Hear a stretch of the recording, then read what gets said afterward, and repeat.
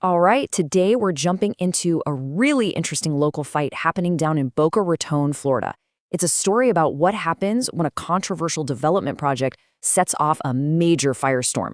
We're going to break down the whole thing using an editorial from the Boca Raton Tribune as our guide, looking at how a group of citizens, the city government, and a big developer all ended up on a collision course. And this line right here is how the Tribune kicks off its piece. It's powerful, right? It really sets the stage for everything that comes next. Because in the newspaper's view, this isn't just a story about land or buildings. It's about transparency, it's about accountability, and really what it means to be a citizen in a democracy.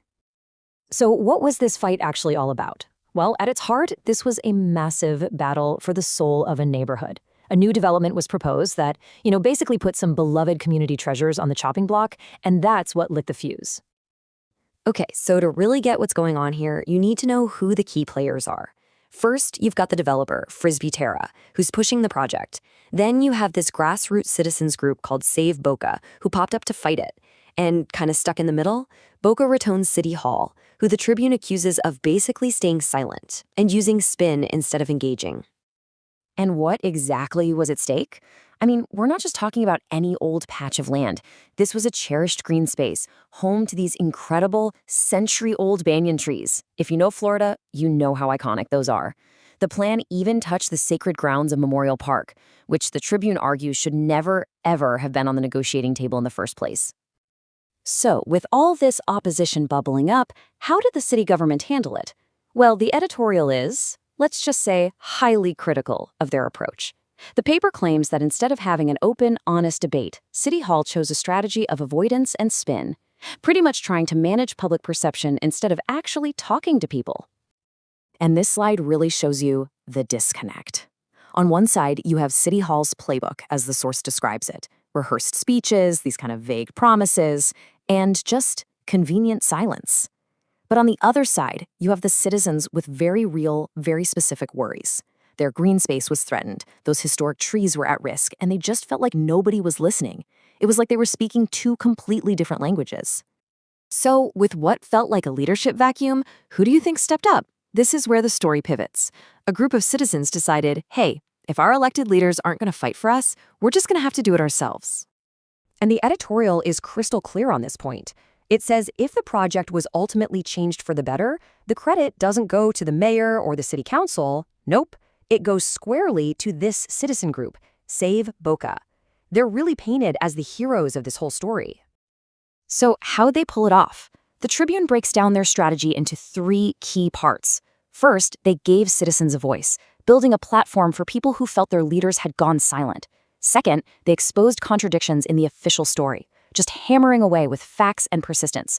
And that led to the big one, step 3. They forced real changes, making the developer actually scale back the entire project. And this is where we get to probably the most ironic twist in this entire story. As Save Boca kept up the pressure, help started to come from a very, very unexpected place. Pretty much the last place anyone would have thought to look. So who do you think it was? Who, at the end of the day, was more responsive to what the people wanted? Was it the elected officials down at City Hall, or was it someone else? You ready for this? The Tribune says it was the developer, Frisbee-Terra. The paper points out that the corporation was the one who ultimately rolled back its proposals and made changes to satisfy the community. It's pretty wild, right? In the paper's view, the corporation was more willing to listen than the city government. And the lesson from all this, according to the source, is incredibly powerful. It shows that organized, persistent community action can work.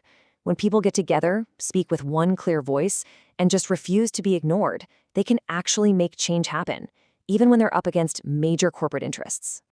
But just because you win one battle doesn't mean the war is over. The editorial is really clear that even though scaling back the project was a huge win, the fight to protect the community's interest is far from finished. Yeah, there are still some major issues on the table. The green space might be safer, but the project could still create a ton of new traffic, increase population density, and they still haven't figured out the parking situation. So because of all that, Save Boca is vowing to stay vigilant, and you can bet the community is watching closely. And this is where the newspaper really defines its own mission in this whole saga. It's pushing back on anyone who says, hey, just wait and see. They're basically saying, no, our job is to report the facts and hold people accountable right now. It's a really bold statement about the press's role as a community watchdog. Which brings us to our final thought. The story of Save Boca and City Hall might be a local one, but it asks a question that's universal. It really makes you think, when the official leaders go quiet, when the communication breaks down, who has the responsibility and the power to fill that silence? It's definitely something to chew on. Thanks for tuning in.